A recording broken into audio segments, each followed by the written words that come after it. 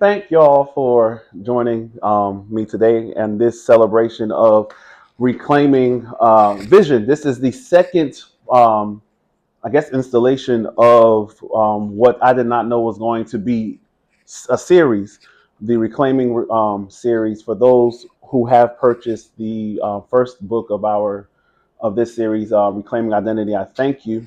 And we are on live, so I appreciate everybody for joining us on the live stream as well. And thank you all for your continued support. I did not know that when I started, let me go back. I did not know when I thought about The Lion King, I will enter in this spot. I did not know that this one thought in the shower of remember who you are would bring me to this portion. And this understanding that identity is for not only you, but this understanding of your own identity, not only it beginning with you, but the fact of the matter is that we are all interconnected. The vision that God gives you is not just for you, but it's for the community at large.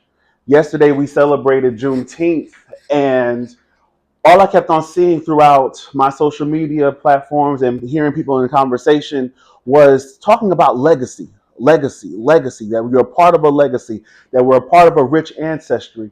And it made me think that if I don't know who I am, how can I play a part of a legacy? Mm. If I don't know who I am, who all the things that God has called me to be, all the roles that I play, all these things, life experiences, how can I play a vital part in this legacy, in this rich tapestry of life? And so now we're here talking about reclaiming vision. And so thank you all for your support. Thank you all for joining me. Thank you all for joining me on live. And let's get this conversation started. For those who got the first book, Reclaiming Identity, the foreword was written by Bishop J.D. Hughley.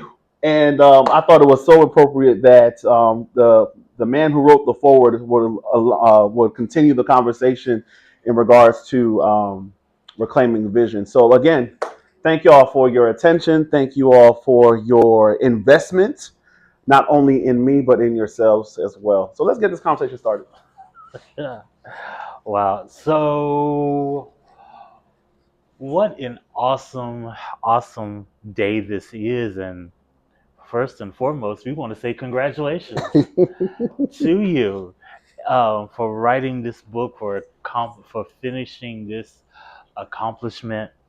And we are just so enamored by your wisdom and your tenacity, and we love seeing the process and this journey that you have come that has led you to this point. So my first question is, what inspired you to write Reclaiming Vision, and why do you feel that the time is now for this message? What inspired me to write Reclaiming Vision was this understanding that um, no one is an island, this understanding that purpose drives us to the next, whether we realize it or not. Um, I did not know that reclaiming identity would be a dot dot. I thought after reclaiming identity, that was it. Okay, you got what you needed, you remember who you are. But this understanding of remembering who you are as it pertains to the gifts that God placed on the inside of you. Why is it that I have gifts? Why is it that I have talents? Why is it that I have skill sets? Why is it that I have a burden for something? Why is it that, some things I'm passionate about, some things I'm not passionate about? And so this idea of reclaiming vision, but not only reclaiming vision, but identifying what the vision is, or what does that blueprint for your life look like? Um, why is it that I'm drawn to certain people? Why is it that certain people are drawn to me? What are the experiences in my life saying and doing? And how do all of that encompass itself to where My identity is my vision, and my vision becomes my identity. So all these things, all these questions in my head kind of pushed me into continuing the conversation of reclaiming, because that's what it is, just reclaiming, taking back the very things that life tries to steal, the very things that we do ourselves a disservice, and not even try to go deeper in understanding. So yeah, reclaiming vision is just that. It's a conversation that needs to happen. Wow. So I guess my next question is, what is vision, and what does it actually mean to you? Vision to me is purpose. Vision to me is skill. Vision is the more importantly this burden. Um, you ever you ever walked around something and it agitated you and you did not understand why it agitated you? Like for Hmm. me, disorder agitates me. Yes, Um, Lord. things that are not in place, from systems to processes to policies. When I feel like they're not streamlined, when I feel like these things are not as they should, when I feel like there's cracks in foundations, those things burden me. How do I know there's a burden? Because uh, it doesn't let me rest. It doesn't let me just walk. Okay, you ever been in a place like church or your house or whatever and walk past a sheet of paper or a scrap paper on the ground, and you would watch people pass that same Wow. paper on the ground, and you're like, I know y'all see this paper on the ground. Why nobody picked this up? Yeah. That is a burden. Why is it that this thing bothers me so? It's because at the end of the day, I've been created as a solution to a problem. I have been created as an answer to a question. I need to figure out exactly what the question is I've been made to answer. That is what vision is. That's what purpose is. It's this driving burden, this driving force that says, hey, you need to answer this. You need to answer this. But more importantly, you need to answer this because the people need it. So yeah. So you mentioned earlier about your fourth book, Reclaiming Identity, which I loved reading, about um, remembering who you were, who you are originally made to be. Mm-hmm. And so my next question is that reclaiming identity, reclaiming vision, how are these two books connected? Because it seems like we're doing a whole lot of reclaiming. Because we've lost so much. We're doing a whole lot of reclaiming because we've lost so much. In reclaiming identity, there's a one chapter I enjoyed writing was this idea of labeling, and remembering that the first label given to anyone was good. Yeah. In the garden, when God created, after God created, God said, "This is good. This is good. This is good." But as we go through life, we forget that we are good. As we go through life, we forget that original label and lean into you're just like, lean into Mm. you're stupid, lean into you will never be, lean into all these negatives that even when a voice of affirmation comes, you don't believe it because it now has to work through this firewall of negativity. Mhm. And now we have to go back and reclaim the good that we have been called to. So the reason why we're reclaiming is because there's a lot of deep introspective digging that we have to do, that we have to go back. But what I like about what I feel Spirit is leading in this work is that it is not in a work that is done by itself. It is the work that is done communally.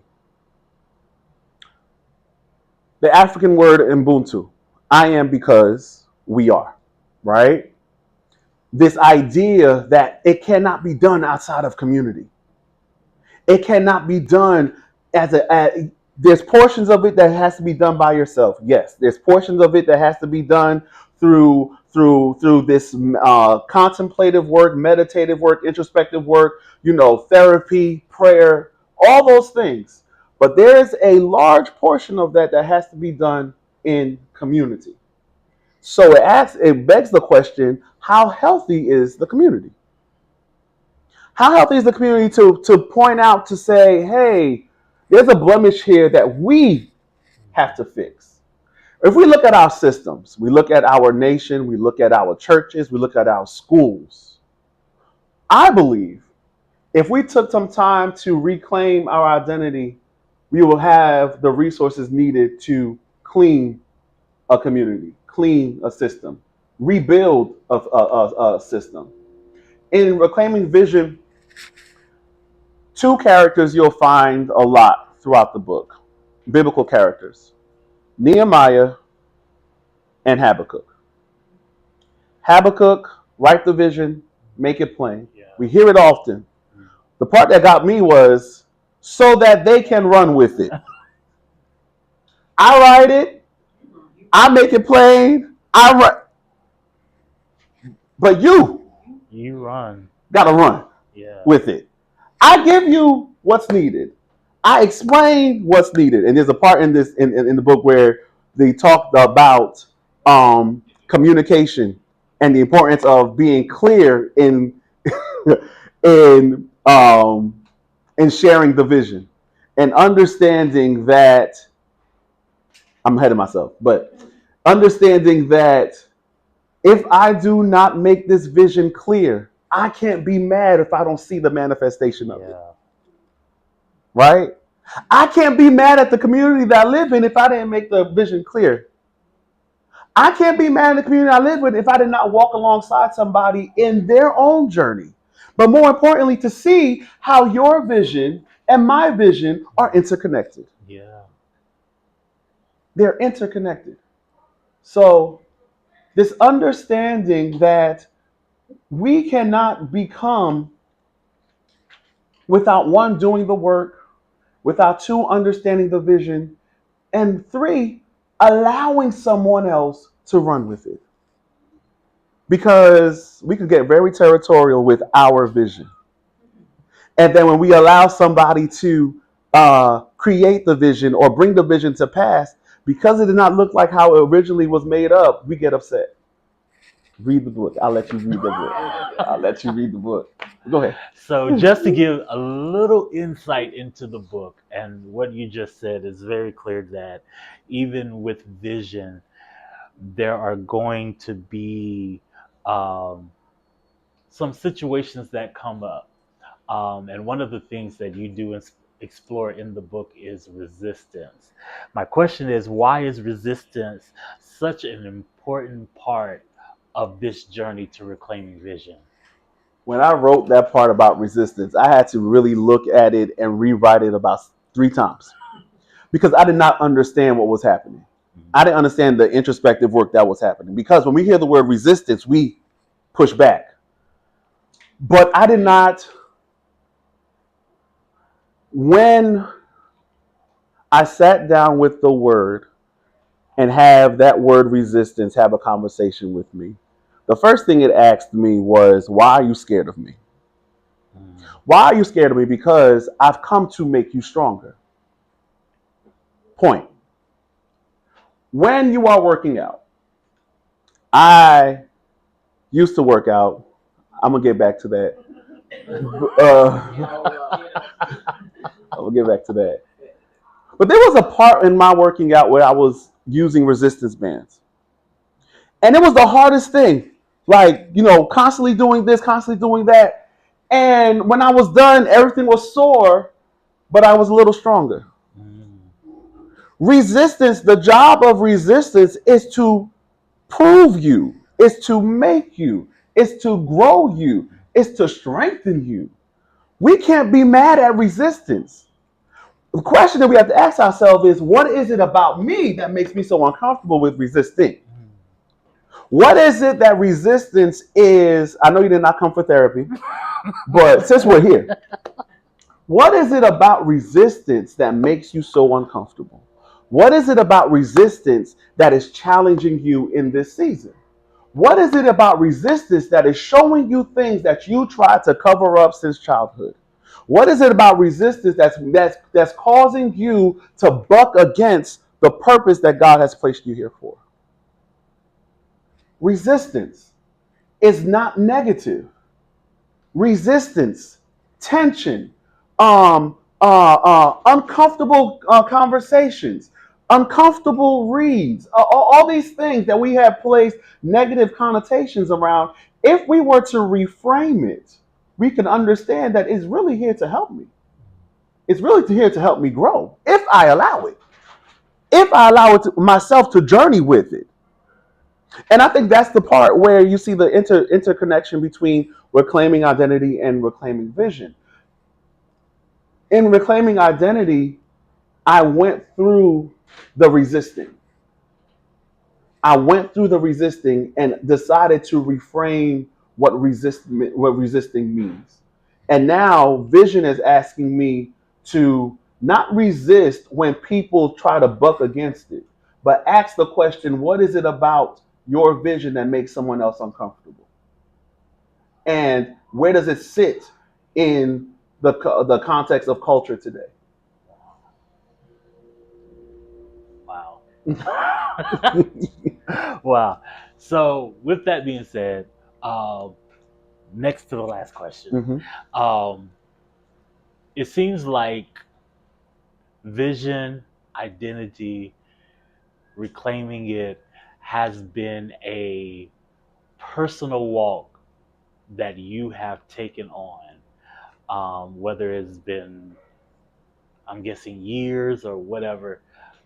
It seems like it has been a a a precise and there has been precisions in this particular walk that you have been on. Mm-hmm. So in this book, is there are what has happened? Can you share a life situation or living or in leadership that has influenced your writing in these series?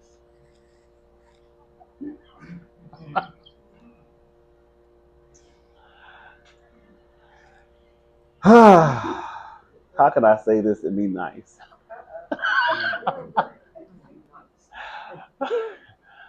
Be real, doctor. There are things about organizations that piss my soul off. Oh my.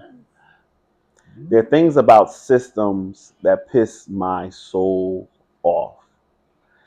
And what I mean by that is there are certain structures where you expect not perfection, but you expect health, right? Mm. The church, healthcare, education. There are certain things that you expect for them to be healthy. And when you walk into these systems and you realize that they're as unhealthy as they want to be, and they carry these masks as if they are, and they fool people, because these systems are supposed to be safe places for people to be in, Mm. right? I go to school expecting education, and I'm very careful because I have a principal in the room. um, I'm not a principal, but I have experience in education. I used to be, in my former life, a physics teacher. Don't know how I fell into that. Come on, former life. In my former life, I was a physics teacher. Um, and there were things that made me mad within the school system because when you see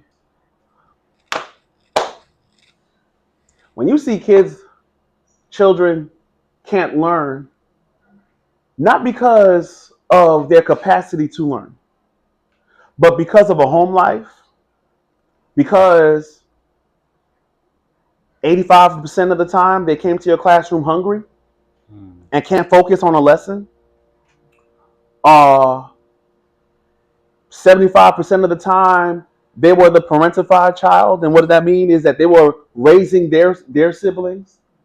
Mom and dad, I'm not going to say mom and dad was not present as if they left them, but because of life, mom and dad could not be mom and dad, right? Um, both parents working 16 jobs. Only time you saw your child was when maybe at night to kiss them goodnight, if that. But all these things, right, affected the growing of a child.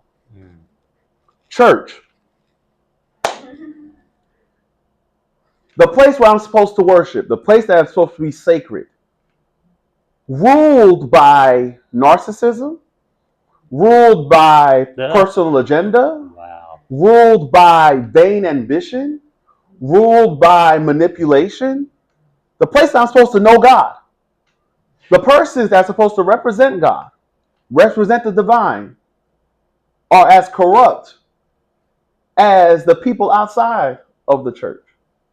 And when I say the church, I'm not speaking about a denomination specific. I'm not speaking about a church specific. I'm talking about the church system, right? Right now, we're looking at this conversation about women in ministry. Why are we having a conversation about women in ministry if we're supposed to be a healthy organism, Yeah. right? Yeah. The government. You buying $16 for a carton of eggs. The government, right? Inflation, all these things.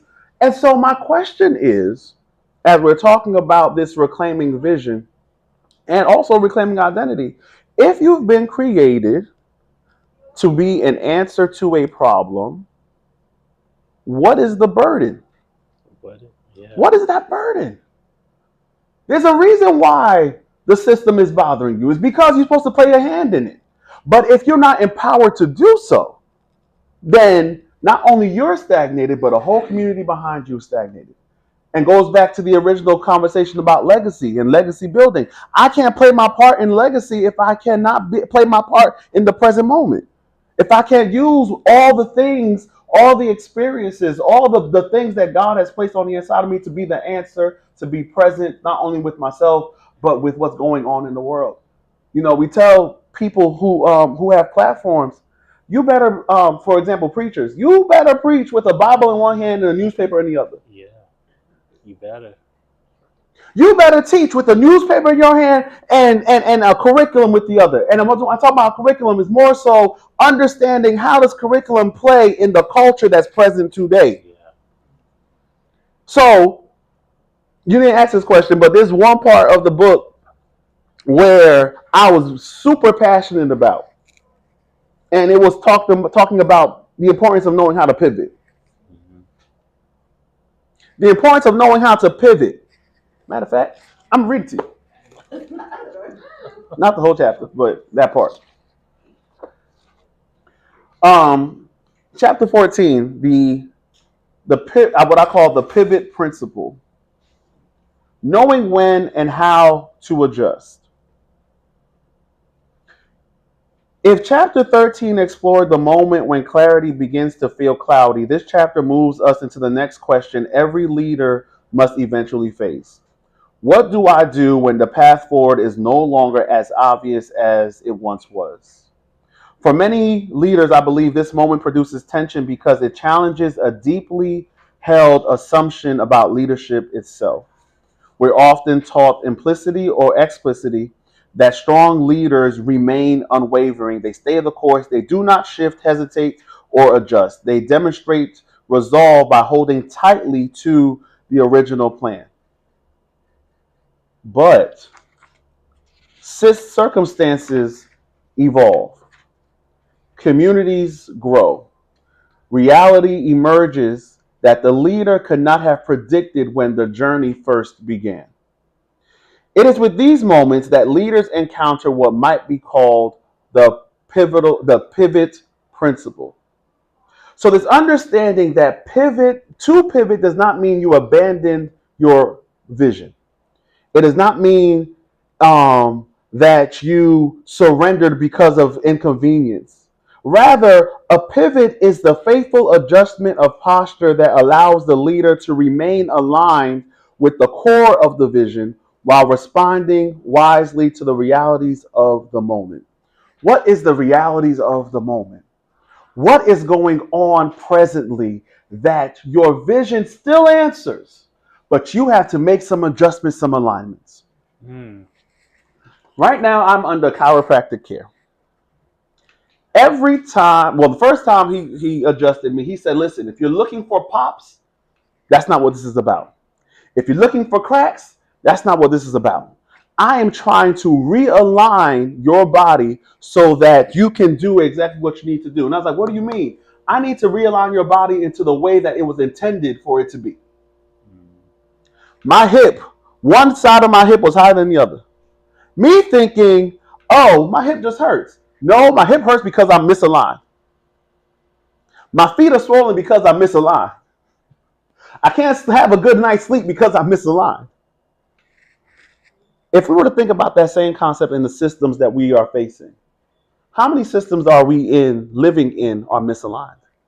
Oh. The scripture uses the body as a metaphor, right? This body being jointly fitted together. The purpose, the intent is for the body to be jointly fitted together, locked in. But if I'm out of place, I don't only get myself in trouble, but I get the person I'm supposed to be connected to in trouble. Right. Yeah. My misalignment. Yes. I'm trying to behave myself. My misalignment becomes detriment to the person I'm supposed to say brother and sister to, the person I'm supposed to call colleague or teammate. Because I choose to ignore the burden that's placed on the inside of me, right? Or because I choose not to pivot as needed, not to make an adjustment as needed, I now become trouble to the rest of the body. Mm. Because I choose not to go back to the blueprint and ask the question, how does this apply to today? How does this apply to the culture today? How can I interpret? How can I communicate to a millennial, to a Gen Z, and also remember the baby boomer? Because I decide not to do that work and decide to not to pivot, I now become a liability to everybody else. So, my question to you all today would be, what is it that you've been procrastinating from and now has become misalignment? Right? What is it that you know you need to pivot, but your what would be the right word? Because it's not rebellion.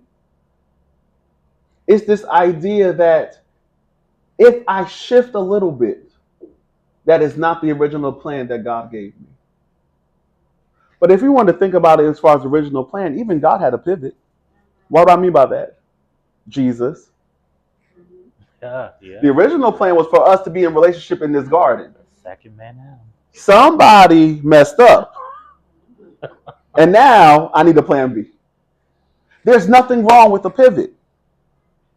A pivot saved humanity. Yeah. How can your pivot save not only you, your family, but the legacy that you're trying to build? Wow. Okay, my last final question. Mm-hmm. So we have reclaiming identity, mm-hmm. and now we're looking at reclaiming vision. Mm-hmm. What is the next step in this reclaiming series? Conglomerate. Once we understand who we are and we understand the role we play in regards to all the gifts that we bring to the table, now it's time that we share it with the community. So the next work that we're headed to is reclaiming community. It makes no sense for us to be resources to ourselves Mm. and not share it with the neighbor. It makes no sense for me to build buildings and empires and forget about the people that help build the empire. Mm-hmm. It makes no sense for me to have all these churches in one area and yet no one knows each other. It makes no sense to have all these hospitals in one area, but no one knows each other. No one is teaching each other. So, reclaiming identity, remembering who you are, leads into reclaiming vision, this clarification of the blueprint, this clarification of the burden that's placed on you, only to do what? Build the community. Mm. That's what this is all about, community building. There's no point of me saying that I am a clergy person, I am a healthcare professional, I am a spiritual practitioner if I'm only speaking to myself. That's true. If anything, if I'm only speaking to myself, then I'm in the wrong profession because there's something loose up here. Yeah. There's no point of me having all these gifts carrying them by myself. There's no point of you being good at this, and all we're doing is just hoarding and not building a community. We're coming into a time where we're going back to those first things first. And what I mean by that is going back into that whole proverbial, can I borrow a cup of sugar? Yeah. Yeah. Can I have some milk? We're coming back to that. But will we allow ourselves to be selfless enough to raise and build a community with all the gifts that we have, with all the vision that is shared? So that's the next and the last. Lord, please leave me alone because I don't want to do this, old boy. I lie. Yeah, that's the last. I think that's it. And we're talking about as far as this reclaiming series, reclaiming identity, reclaiming vision must lead to this reclaiming of community. Wow. Yeah. Beautiful. Once again, ladies and gentlemen, the author of Reclaiming Vision, Dr. Reginald Charlestin. We are so proud and congratulations Oh, once thank again you, thank you. on this series. We are elated and humbled and glad that you are a part of our village and the world to help us to make us better than what we are. Thank So you. we're grateful. Um, Before we close, does anyone have any questions for me? Principal, go ahead.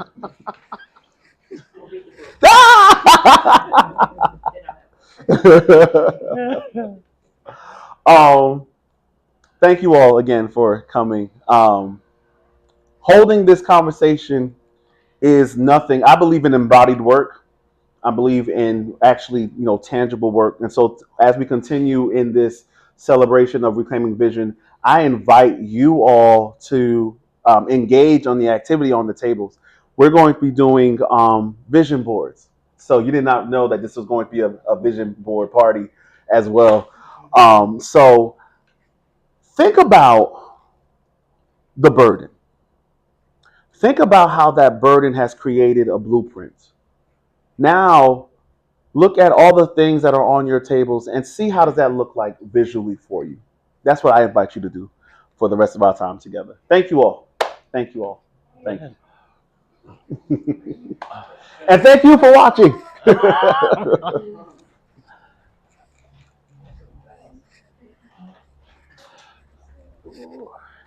Hey, how are you? How are you?